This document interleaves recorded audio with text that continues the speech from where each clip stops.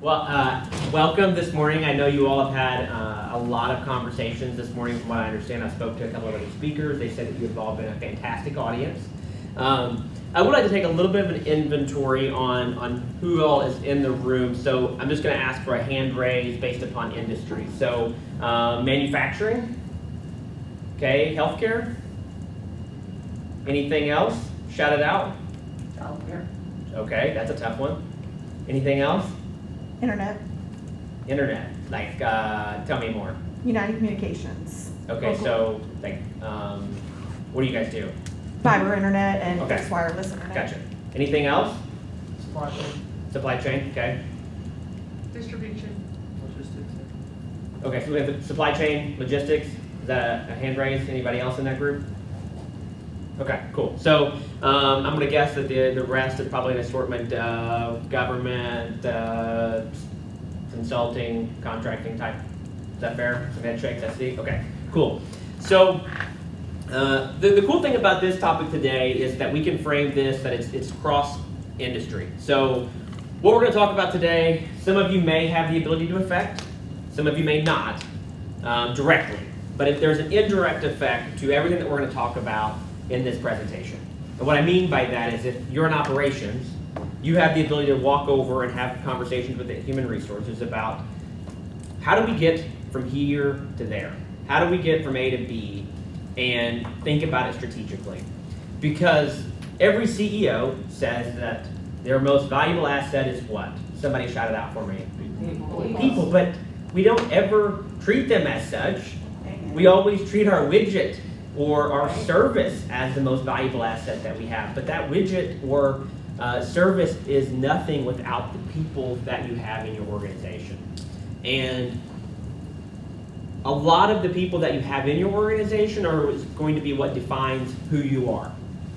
How they interact with their coworkers, how they interact with the general population, their willingness to speak positively of you to strangers or friends or family, and those are going to impact your recruitment effectiveness and your ability to retain individuals. If you don't mind clicking, keep clicking. That's what you get for coming in late, I guess. Okay. I'm pretty good. I could probably go through like 3 or 4 slides, but You we're can, not. you can keep going, and I'll just try to figure this out. So, how many of you have what you would deem a recruitment challenge right now? No, raise them high. Come on, raise them high. So for the media, that's probably 80%. How many of you have a retention problem right now? How many of you are having a hard time keeping people? The same group. How many of you had a recruiting problem pre-pandemic? Nothing's changed then. How many of you had a retention problem pre-pandemic? Yeah. Let me throw this out there. What do you think was the biggest challenge that you had to retention pre-pandemic? Anyone? I saw a couple of Nissan folks raise their hands, so one of you two are going to get called on if you don't shout it out. Well, root cause wise, I mean, we know, we collect the data on why people are leaving, why they state they're leaving, but root cause wise, we tend to think that culture and engagement is what we're running into. Okay. Anyone else? Hours worked, overtime. Hours working overtime. Kind of comes back to culture a little bit. Effectively, because the culture is that overtime is required or preferred, which once it becomes preferred, it might as well be mandatory at that point. So culture is a good one because we can impact that. We just choose to avoid it in most instances. And what I mean by that is, especially operationally, operationally most organizations will say, well, those retention problems are HR's problem.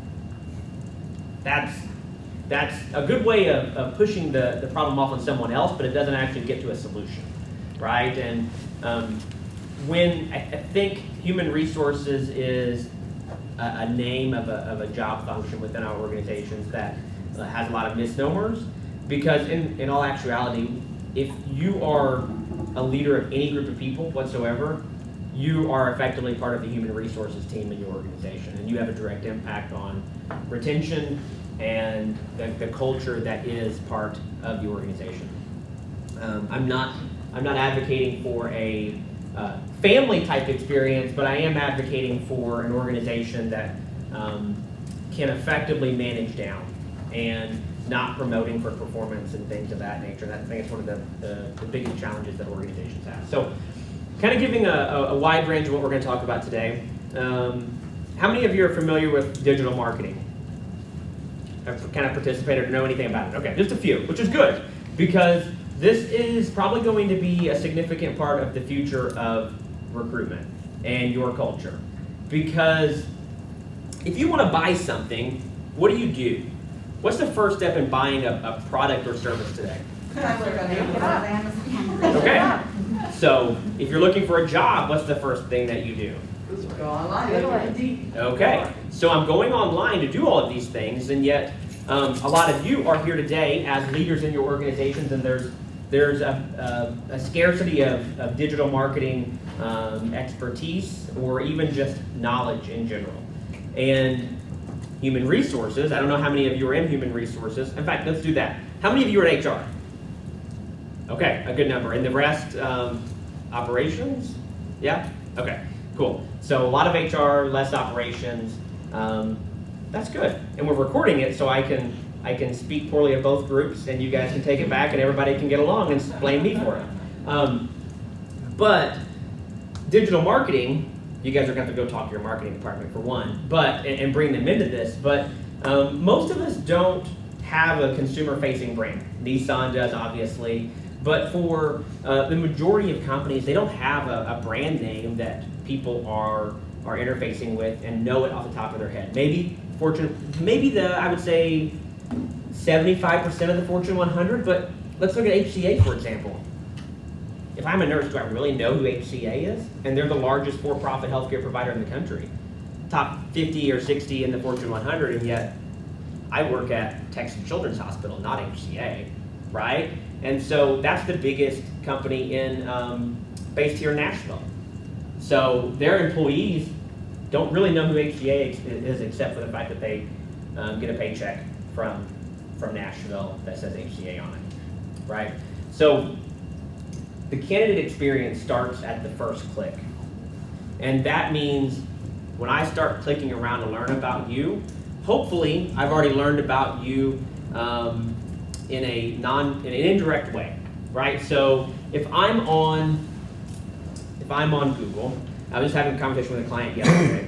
They're a healthcare client, and they want to recruit more effectively, as we all do, but they wanted to use digital marketing as a short-term solution, and it's not. It's a medium and long-term solution to recruitment, as all talent acquisition strategies should be, because you can't just flip a switch and automatically hire a bunch of people. You can pay Indeed a bunch of money for a quick hit. You absolutely can. You can have online hiring events. You can get a ton of candidates to come in. The quality of that pool is probably not what you're looking for. And the active job seeker, in my opinion, is probably not what you're looking for either. If the active job seekers are the ones that you're hiring, there's probably a reason why they're an active job seeker, and it's probably not because of the company that they work for. It has a lot more to do with them and their work habits and their inability to find a connectivity with the organization that they're with. Thank you. You're pretty good at this.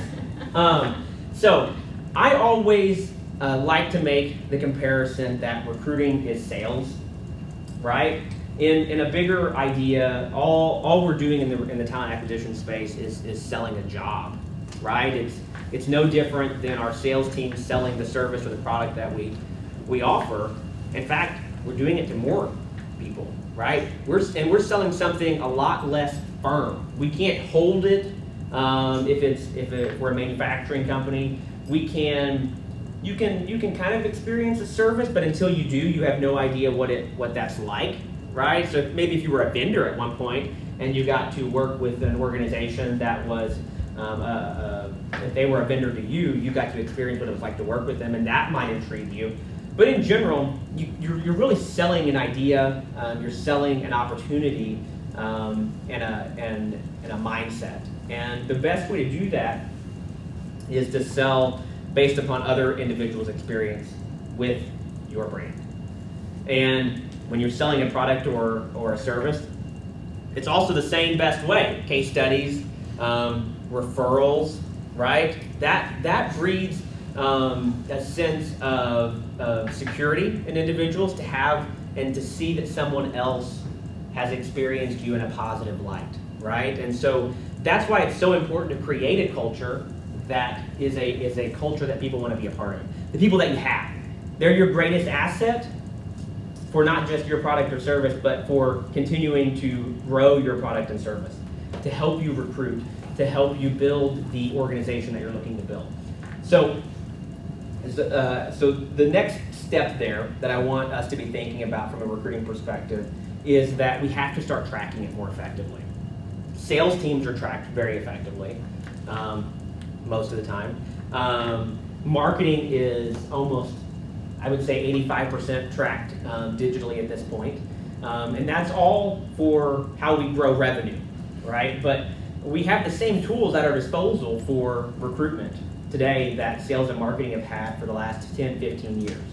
The number of organizations that are investing in CRM technology, in this case we would call this C candidate, but in the sales world that's going to be a customer or client relationship management system, so a candidate relationship management system. And that's not just for your prospective candidates either. Like your current candidates or your current employees, I'll talk about this later, you always have to continue to recruit them as well. They have to be part of the long-term solution. I'll tell you why. The most frustrating thing that I ever experience is whenever I'm a client we'll take Verizon for example. I'm a long-time Verizon user. I've never had another mobile phone provider, but I get so irritated that they want to sell all of their deals to new customers. And I'm like, I've been here for 10 years. Can't you give me a bone, right? Is there something? Guess what? Your employees feel the same way about sign-on bonuses. And it makes them very angry to see that you're throwing out thousands of dollars right now to new people.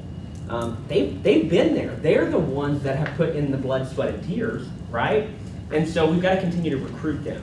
And the tracking metrics that I'm talking about, we do a lot of, as an organization, we like to think that we're tracking individuals and what's happening, but we're usually only tracking their productivity or their efficiency. And occasionally we ask them, how are you feeling, et cetera, but it's a very broad generalization.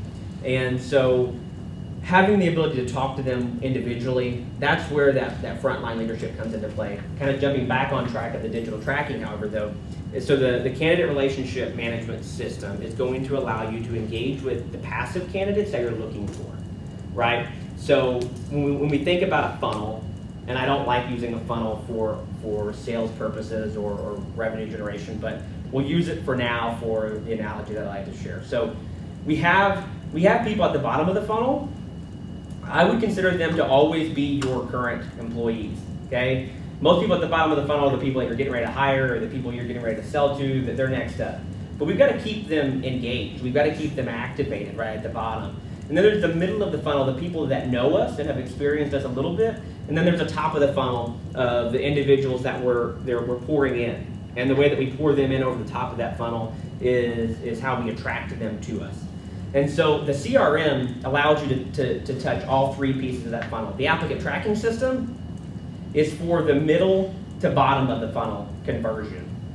Applicant tracking systems were built for us. They weren't built for candidates. They were built for us to be able to track the performance of our recruitment teams, to be able to make sure that we're compliant with the current laws and making sure that we're doing the things that we're supposed to be doing from an EEOC perspective, et cetera. So an applicant tracking system, one of the reasons why you see people complaining about them all the time is because it's not built for the candidate, it's built for the company. A CRM allows you to build a system that is for the candidate because you're talking to them rather than forcing them to talk to you. I don't actually want to talk to anybody that I'm being forced to talk to, right? That's uncomfortable. But a CRM allows you to engage with them and it allows them to learn more about you in a softer manner. That's why I say all of these tactics need to be medium to long-term solutions. What we're going to talk about today, it's not going to fix your problem next week. If you want some immediate fixes, call up Indeed and throw them all of your money. I don't recommend that, but that's the option that I would give you today. All of these types of strategies today are going to be for 6 months from now and 12 months from now, and you're all going to continue to have the same problems, I promise, 6 months from now that you have today. So start working on the solution, not the answer for tomorrow, and for people to feel good about tomorrow. The other thing that we'll talk about in a bit more detail is application transparency, and that responds to that top of the funnel and how people engage with you and making sure that individuals understand what they're signing up for. So kind of that self-select model. And I use application here, but at endevis, we're moving to more of a, I am moving not only endevis, but I'm consulting with our clients to move away from an application being the first form of self-selection that a candidate can have. It's too much work. Applying for jobs is the absolute worst experience on 95% of companies that you have, right? Because going through and trying to get your information and then you don't hear anything back. I guarantee that if you put in a lead gen form to buy something from the company, they get back with you immediately, right? Like that happens immediately. Why can't a candidate have the same experience? And to be honest, candidates that have a bad experience with a brand are actually less likely to continue to buy from that company in the future. So if your application process is terrible, so Amazon, for example, if they had a bad application process, it's going to sour the taste of individuals when they go back to Amazon to buy their next roll of toilet paper or whatever that they're constantly getting sent to their homes. And then the final thing is just providing an experience preview of what does it look like to interact with us. Being fully transparent with a candidate is extremely valuable. So those are some more bottom of the funnel type things. You can click to the next one now. So I used to work in college athletics. And in that space, I was in college athletics, but we consulted with sports and entertainment businesses throughout the world, actually. And one of the consulting pieces that we would do is what we would call a driveway to driveway experience. And what that means is that we would, and we'll use a Nashville experience. So how about a Preds game? Because the Titans play on Sunday, so that's a little easier. So Preds games on Tuesday nights, okay? Well, there's a good chance that most of you are likely living in Rutherford County. So what we would do in a driveway to driveway experience in that example is we would assume that we get off work between 3 and 5 p.m. We'd probably look at the Preds season ticket roster and their single game buyers and look at their buyer behavior. Where are they coming from? And we would go to the general area where we have the most significant commute. So that's probably actually Williamson County, but we'll use Rutherford County for this example. So say Murfreesboro. So we know that 15% of our fans every night are coming from the Murfreesboro area. So we're going to go, maybe we'll drive from Franklin to Murfreesboro to a suburb. We'll wait 30 minutes, then we'll start to drive back to Nashville to go to the Preds game that night. And the reason we do that is because we want to be able to create the data points that show to the leadership for, say, the Preds of how awful that is, right? So imagine getting on 840 at 4:30, driving home, picking up kids, and then taking them back up 24 to go to Nashville. You're scrambling around. You're probably grabbing McDonald's on the way, which only has 2 people working in it right now because they can't hire anybody, and you're waiting in line for 25 minutes, and then you get on the road to 24, and then there's a wreck, and then you get on Briley, and then you jump off Briley and get on 40 to come back into town because 24 was blocked. And next thing you know, you're getting to the game, and you're parking, and that was slow because guess what? They don't have any employees there to help you get parked. And so next thing you know, you're showing up midway through the first period, and you're leaving midway through the third period, and you just spent more time in your car than you did at the actual event itself, right? Like probably most of us have had an experience similar to that in trying to go to an event, whether it's a Preds game or a concert or anything similar to that in and around Nashville. Guess what? The experience that your candidates are having on your website and to try to apply for a job is just as cumbersome. And it's actually probably more annoying because I'm doing it on my phone right here in front of me, and yet it's still taking me 45 minutes to accomplish whatever it is that I want to accomplish. So, what I would encourage all of you to do, and I know some of you work for big brands, some of you work for smaller brands, so the ability to affect change is different, but the conversations can at least get started. Open up the Safari private browser or your Google Incognito, and the reason I'm telling you to do that is because now Google doesn't know where you're at, Apple doesn't know where you're at, it's not tracking your location, it doesn't track your past search history because it's going to know that you work at Nissan, and so it's going to prefer that you go towards Nissan-related activities. So Google, not Nissan jobs, not Schneider Electric jobs, but manufacturing jobs near me, and see how long it takes for your company to come up, because that's where you actually rank on Google, okay? That's how long it actually takes for somebody to find your job. See what it looks like. See if Nissan actually pulls up as Yates Staffing and the brand name that comes with that versus Nissan, right, is significant. Because I don't know who Yates Staffing is as an employee or as a candidate. And I don't know who the rivet manufacturer is that's in Laverne. I don't know who that is. So how do I decide which company that I'm going to click on? Probably going to click on whatever comes up first.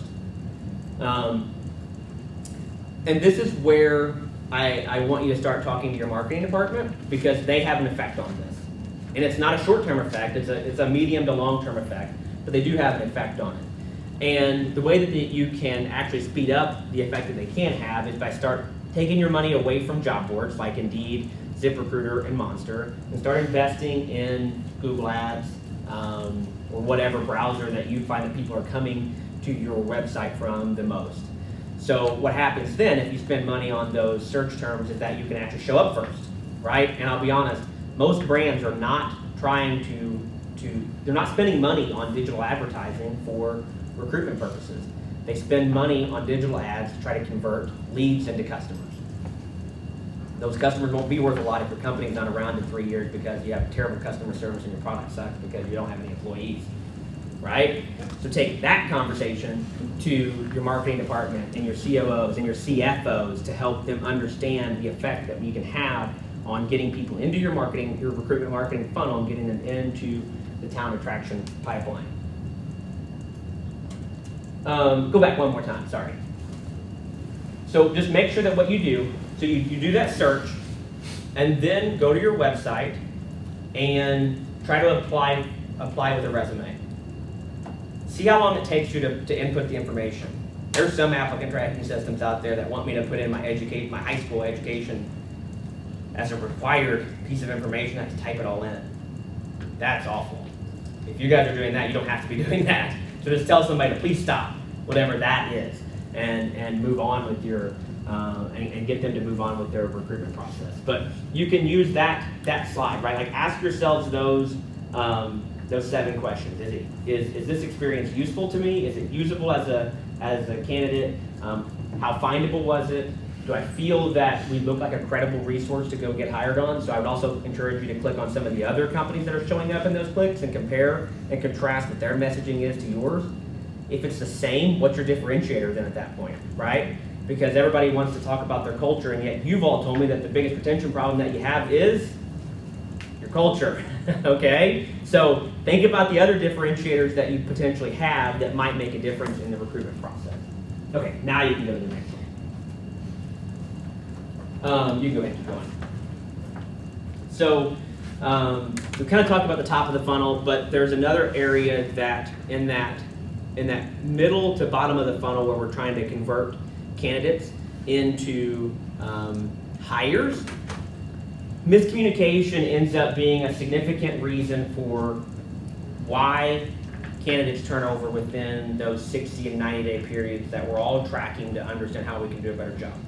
And the reason that is because once we throw an offer out to someone, we stop talking to them. And for the last 2-3 weeks, we've either had weekly or every few day communication with the candidate.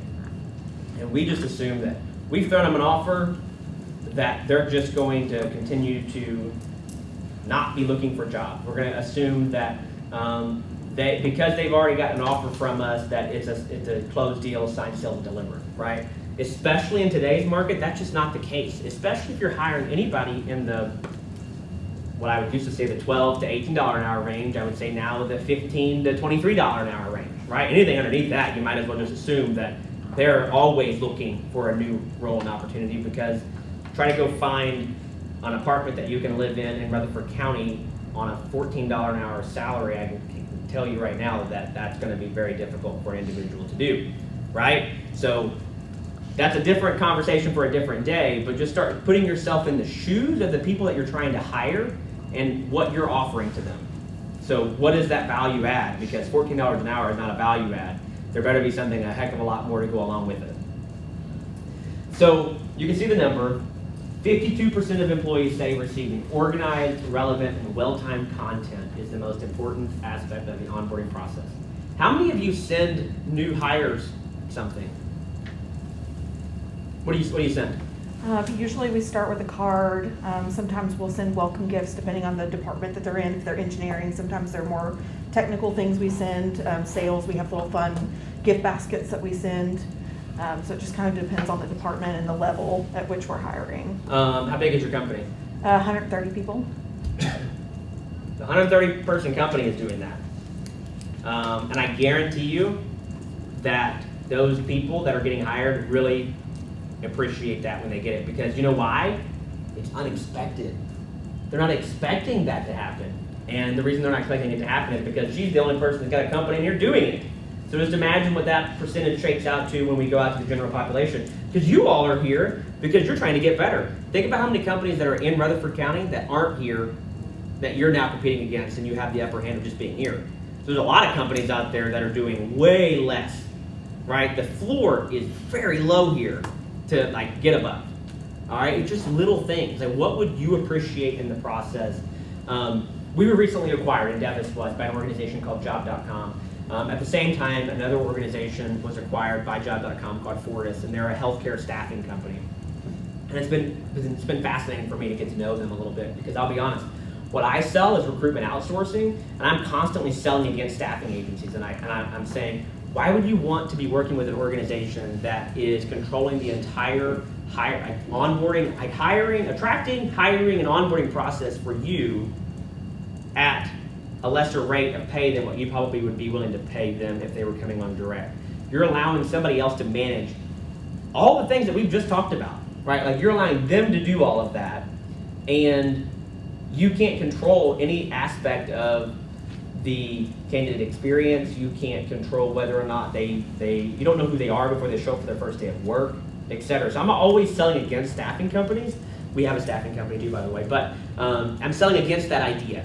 Don't use staffing companies to try to supplement or replace your new hire, what you're trying to do from a new hire perspective.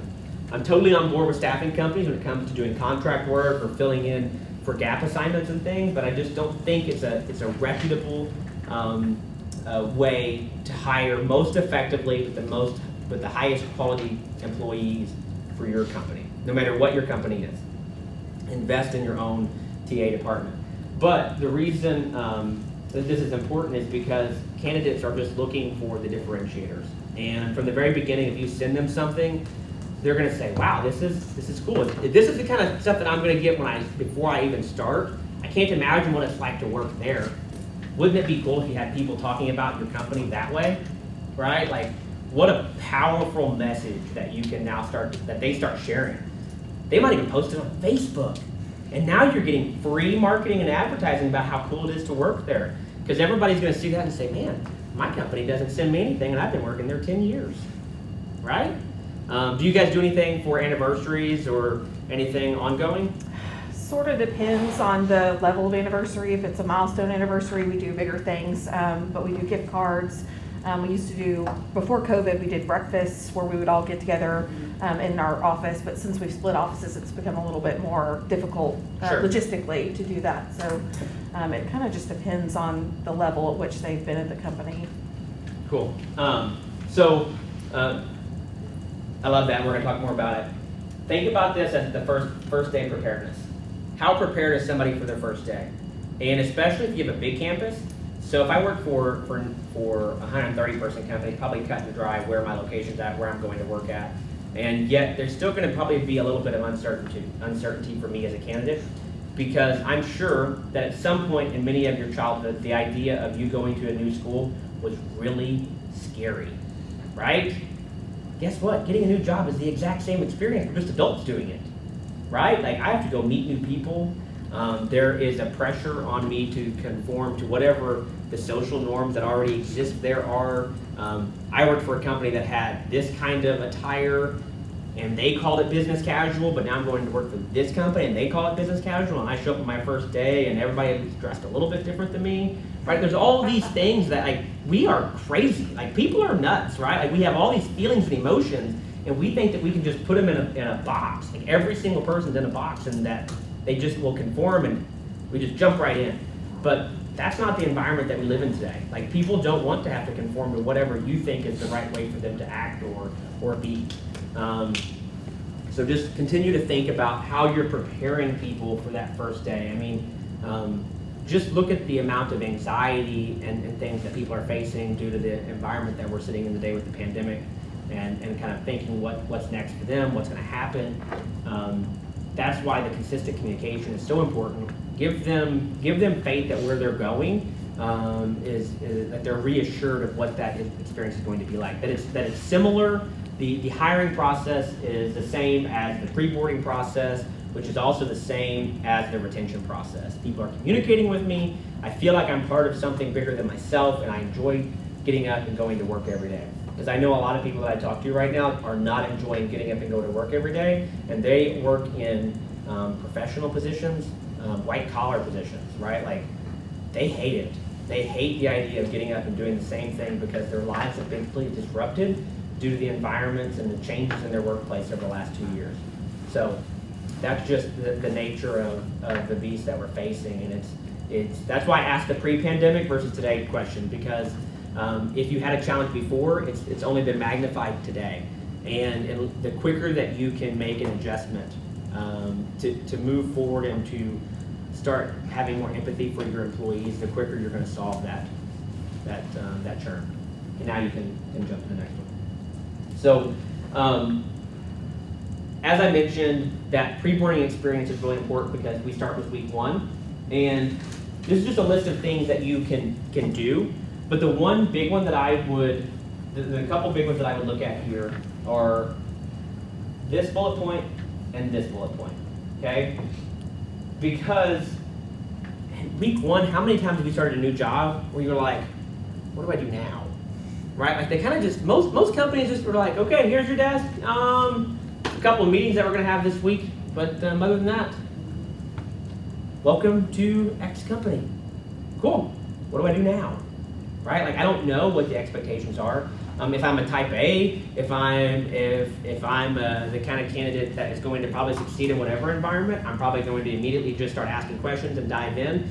But unfortunately, the majority of the people that you employ are more type B and more type C, right? They're going to be somewhere in between being passive and maybe not even caring whether they're there or not. Like, this job was just an experience, like a way to pay the bills, right?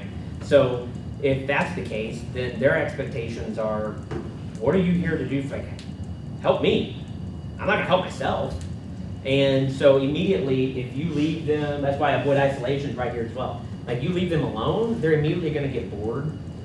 They're gonna be, heck, by the end of week 1, they might decide, I'm gonna get on Indeed, right? Like, I'm looking for my next job. So that's why it's so important to communicate. This is a good way to start teaching your frontline supervisors, maybe your non-degree, your educated people leaders, right? Because a lot of times technical skills are what get you hired at the front of operations, and that's not just in manufacturing, that's in healthcare. Like, nurses don't have management experience either. They have no idea how to manage other people, and we don't teach them how to manage other people in their schooling. And the same probably, unfortunately, occurs in this building, right? We're teaching all these technical skills, but we're not teaching anything about how to interact with the people around them, or how to interact with their managers, or once they reach a management position. why they should aspire to be maybe in a manager position, but then once they get there, what it's like to actually talk to people that are part of your team. Because eventually you're elevated to a point that you're responsible for their output, and you're no longer their peer, right? So these are a couple good ways to just help a new leader or even an experienced leader put some add elements to their day that gets them thinking about the job that they do versus the job that they should be doing, right? Because if you have your production supervisor start working with new hires to confirm their schedule each day, you're talking to them about what to expect, and you're recapping at the end of the day what their day was like, what questions that they have. Now you're starting to tap into that empathy piece, right? Like you're getting to know the candidate, that you're getting to know the employee, and they're going to learn more about the organization. They're going to feel more open to asking questions rather than you just sending them out there to get started. And I know that's hard with volume, which is why it's important to start establishing your next group of potential leaders with work buddies or mentorship programs, and just helping people connect with someone else. Help others be responsible for, having someone be responsible for someone else is extremely helpful to building up the culture and the expectations of the organization, because now they have additional expectations as well. Other duties as assigned, right? Okay, you can go to the next one. So that first week, and then I know many of you are tracking the 90-day retention, right? And the reason why I asked how often you were doing those additional things is because I would recommend, if you're doing anniversary, if you're doing gifts or whatever, to start to think about how you shorten that period of retention rewards, right? The likelihood that you have people that are starting today that are still going to be there in 5 years is probably not very high, right? In most companies, you see the average turnover taking place, depending on the seniority of the role, I mean, somewhere between 90 days and a year and 2 to 4 years, more likely than not. So what you should be looking at is not how you get people to 10 years, it's how do you get people from 1 year to 3 years. What's your goal and metric that you're measuring to see how successful you're being in that shorter amount of time? How are you getting people from 90 days to 1 year? Like, look at those shorter periods and reward them for those behaviors rather than thinking only about the 5s and the 10s and the 25. Like, in 25 years, if you guys have people that are hitting their 25-year anniversary, you should be like giving them stock options or something at that point, because the likelihood that they even make it that far is very small. So just be thinking about how you compress the period to maximization, right? Because if you're only going to have an employee for 4 years and you have 50% turnover at 90 days, imagine how much more productive your workforce is if you're thinking about getting them to 2 years after they get to 90 days versus 10 years, right? Because you're thinking about that shorter compressed time and you're getting the most out of them in that period. Any questions about that? Has anybody started to compress the time frame in which they're incentivizing stay bonuses or anything like that? No? Stop paying sign-on bonuses and start paying stay bonuses, and I think you'll see an effect on your retention. You go to the next one. Just some more things. The big one here I would go with is NPS surveys. I'm a fan of them. You'll find that there is dispute out there about the effectiveness of them, but it's just a different way to ask for quick and timely feedback. NPS stands for Net Promoter Score. So based upon whether or not they score a 9 or a 10, a 7 or an 8, or anything below, bases kind of your idea on whether or not they would actually promote your organization to other individuals. So a 9 or a 10 means that they're willing to share their experiences. Like, they feel so strongly about their experience working with you that they're likely to promote who you are to someone else. Anything below a 7 or an 8 is a neutral, which means, hey, I like working here, but I'm not over enthused every day to just be like, hey, I work at Y company. Like a 9 or a 10 would be. And anything underneath that would be rejectors, or somebody that is probably at risk for turnover, but it's definitely not going to be sharing positive experience. They're the 1-star reviews that you end up with on Indeed. How about that? Which, by the way, Did you all know that your Indeed has Glassdoor type reviews? Check it out. Most people don't know that Indeed actually has reviews on it. And we started working with a new RPO client in the paper manufacturing industry. And their Glassdoor was fine for what they do and their pay and whatnot. But we went to their Indeed and it was so bad. And the other thing is, like, you can also ask Glassdoor and Indeed to take certain reviews off. Like, people think that it's stuck there. I don't know where that information ever came out or how it came to be, but they're willing to take things off. We've had reviews taken off from our company as long as you can build a slight business case as to why what that person's saying is just factually incorrect or that's not how it happened. They're willing to work with you on that, and the reason why is because they want your money. I mean, at the end of the day, if you're getting a bad experience with Glassdoor's not paying candidates to do anything. They're not, candidates aren't paying them to be there. Businesses are, right? So if you have a terrible experience with Glassdoor or Indeed, let them know. Indeed also is great about giving you some credits. They'll never give you money back, but they'll definitely give you credits if you have a bad experience. But they'll also take those reviews down, and candidates see those. So make sure you check that out. You do have a profile on Indeed. Make sure it's up to date. Make sure you're also evaluating those reviews on a per location basis as well, because I think you'll start to see trends. Like, you'll see those reviews because you can sort by location of where the reviews are being taken, like are coming from. So with this particular RPO client, we're doing a project for them in one of their manufacturing facilities, and the difference between the reviews in this rural Indiana town versus a suburban Pennsylvania town were wildly different. The experiences they were having were I mean, in one location, people were upset about the number of people that were using drugs at work. The other group was frustrated about traffic. So when we start to compare and contrast those two, I think we have a bigger problem over here, right? And figuring out what's going on in that location. So it allows you to also, from a leadership perspective, understand where you need to be spending your time and your resources and your efforts to improving what that looks like. You can go to the next one. I've got some S's that are out of place here.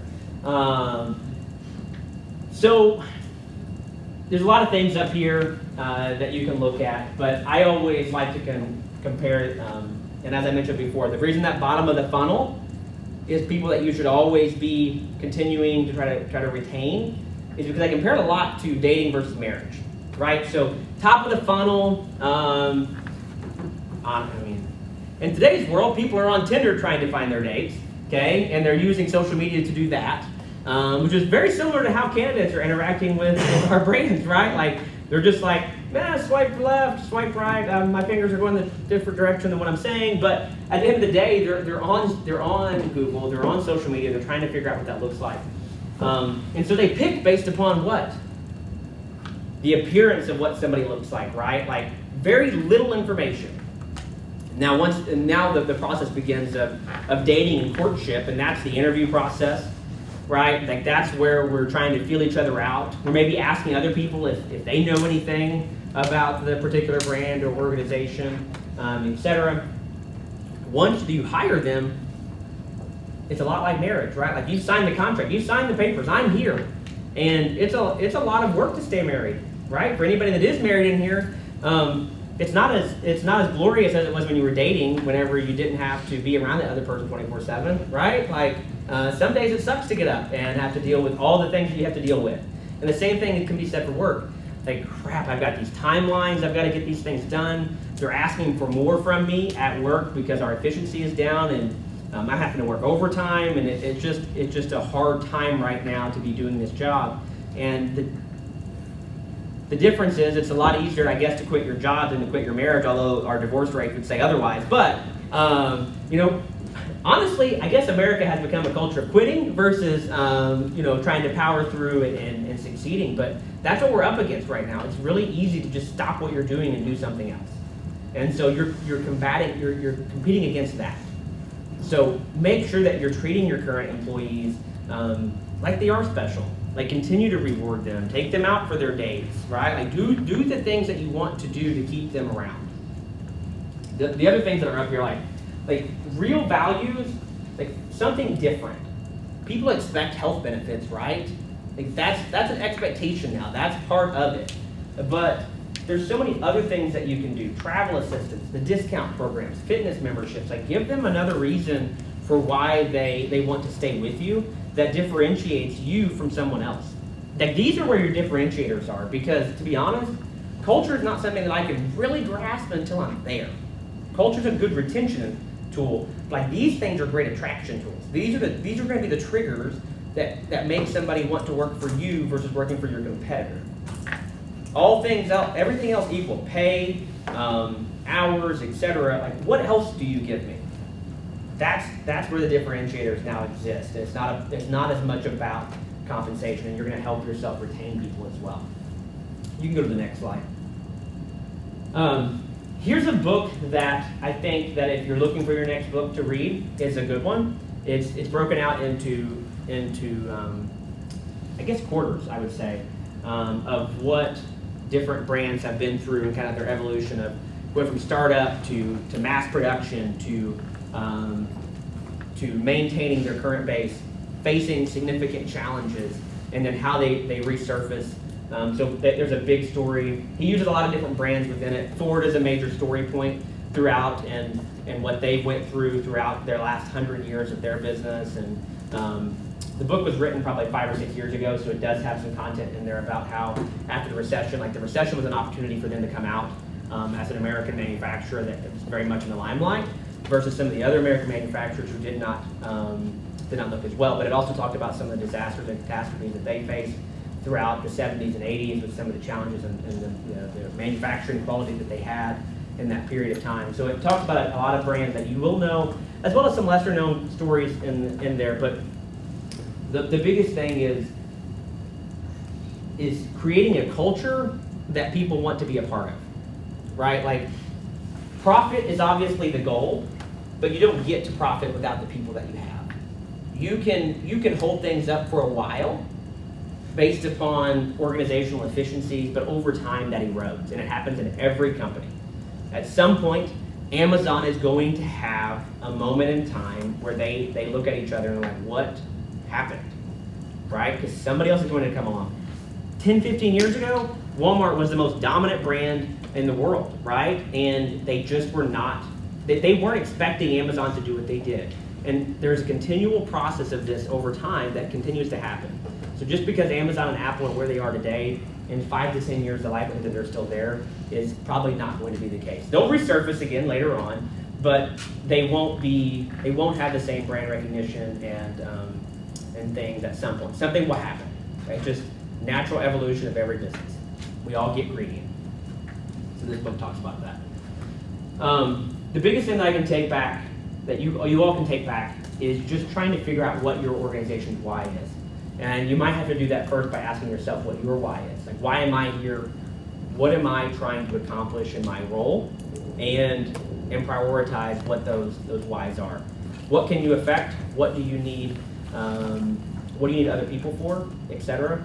So just start thinking about that, and then use your why as a catalyst for change in your organization. Do y'all have any questions? I don't really know how long I'm supposed to go, because it said 11:15, but y'all were wanting me at 11, so. Totally fine. Okay. It's great timing. So if Okay, there's any good. questions, we have a few minutes. I have a question. Sure.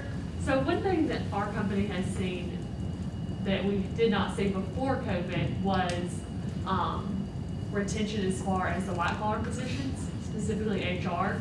So before COVID, that was not an issue, and I think now we've seen a lot more turnover as far as within HR. Have you seen that in Middle Tennessee, or the Great Reshuffle as they call it? And for instance, I think a lot of it has been remote or hybrid work, and what are companies doing to kind of fight that, perk, I guess? Sure. So, I mean, not a lot you can do to fight it, right? It's a lot more convenient to work at home than it is to have to get up and commute, especially in the suburban area in which we live. But why are they leaving? Other than that, I think that's a big issue. So that's a perk. Yeah. If you go back 3 slides, right? Like Yeah. that's a perk I need to add in tonight for speaking tomorrow that I haven't updated that slide in a while, but you're like, that is a perk that needs to exist, especially with the white collar workforce today, because they're like, I just did my job from home for the last year. Why do you now need me to come to this office every day? So there has to be a realization at some point that a hybrid workforce model is probably going to be what you have to transition to. It's just, there's a certain trust that I think that that employees feel like their company should now have in them, right? Like, you trusted me to do my job for 12 months at home, and now you're saying that wasn't good enough. So, like, I think a lot of people probably would take equal money to be able to work at home, because if you think about how much money they have, like, my time is worth so much. So if I have to get in my car and I have an hour-long commute, which honestly, if you live in Murfreesboro, an hour-long commute isn't much, like, both ways. Like, that's to Franklin and back, and that's easy. Going to Franklin is easy to go to work. Going to Nashville or going to Brent would be totally different. But also going from the Blackman side of town, from where I live, if I had to work on the other side of town in Murfreesboro, that would be an hour of driving every day. So there's something to be said for that, but you also have to think about the fact that companies, we're all experiencing these turnover and retention issues, and this has been HR's big moment to shine in organizations. So a lot of companies have also seen that they have significant challenges related to their human resource team's capacity and their ability to drive some of these new changes that they want. So now they're investing in that particular job function, and they're spending more money to recruit the talent that they need. So it comes back to, if you're losing that talent, start to ask why and what can be done to challenge that going forward. It's an operations, like, we have not worked in health. I have not worked in health at all. But even just recruiting, like, we have had an HR generalist position that's been open for over 2 months. And the main reason that a lot of people, I think, don't want to even interview is because it's not remote. So That's a challenge. Yeah, the question that has to be asked is, does somebody in HR have to be there in that facility every day and at all hours of the day? currently, yes. Okay. Yeah. Because a lot of companies I find have HR there during the day shift, but then they don't need them for night and overnight shifts, and you're like, so why do I need to be here then, right? And so if that is your situation, that would be a perfect example of, do I need to be here all the time? Obviously, if you guys are working around the clock, then you have to be there, but also ask, like, do I have to be here? Like, is that role necessary for me to be here 8 hours a day, or 24/7, right? If that's the situation, because in reality, you may not have to be there. So pose that question as a potential solution to the problem that you're experiencing, and see what people have to say about it. Anyone else? Make a comment about HR in general, because I come out in the East Tennessee region, and the HR groups over there, for example, have, it's almost like a listserv, but you might have one HR person who sends out to the entire listserv, hey, we're having this issue with return to work, what are you guys doing? And then several HR folks will say, well, this is what our company's doing, and I love that because you get to share best practices. Yeah. Clayton Homes, for example, has a corporate headquarters in East Tennessee, and it's been fabulous, but well before the pandemic, when I worked for the state, they were already implementing a work from home policy. They had a policy on it and everything, and they were looking at shared workspaces within that facility. So there are some companies, I think, that have been on the front end of that. And I think that, to your point about the Great Resignation, a lot of that, I think, is a lot of women who got pulled out because of the pandemic. They've not returned to the workforce, and if they do return, they want some concessions. Yeah. So, could you guys look at something to where all of you all rotated, and you had a day at home, and she had a day at home, and the other, you know what I'm saying? I just think that it's think solutions. Don't think, okay, this is a barrier, how can I overcome it? It's thinking solutions in the HR space. Because honestly, it's the hardest job I've ever had was in HR, because everything falls in your lap. Yeah. So, No doubt. MT Sherm does have a Facebook group where you can post questions as well, so check that out. But also, if you're trying to hire generalist and lower level HR people, like, engage in MT Sherm, because that's where lower level HR individuals should be hanging out. Okay. And I know that actually the Knoxville area Sherm does a good job of, I would actually consider that group, while much smaller than Middle Tennessee Sherm, because it's the 5th largest chapter in the country, They're much more, it's more of a family group atmosphere. Yeah. Whereas I think Middle Tennessee SHRM is a bit more corporate stuffy, and I'm on the board of directors, so I can say that. But it's just my experience with those folks in the Knoxville area. It just seems that they're kind of, it's a little more organic and less forced in our. Well, and there are two groups too, so you've got TVHRA, which Yes. is the SHRM group, but then you also have Knoxville HR Connect. Okay. So they meet for lunch, and that's the one that pushes out the emails, and Okay. it's absolutely helpful. And I'm not even in HR anymore, but I work with so many HR people, and I'm like, every time somebody comes up with really great solutions that you didn't think of before. So I love the sharing of ideas among HR people. They really got it going on. Yeah, meet people and use those people to communicate and ask questions with, for sure. Awesome. We're going to have to wrap it up. But if you have any questions, your email's up there. If you want to Oh, yes it is. Yes. And if you want to hang out and ask any questions, feel free, but you guys are all good to go. Thank you for presenting. Good luck to you all.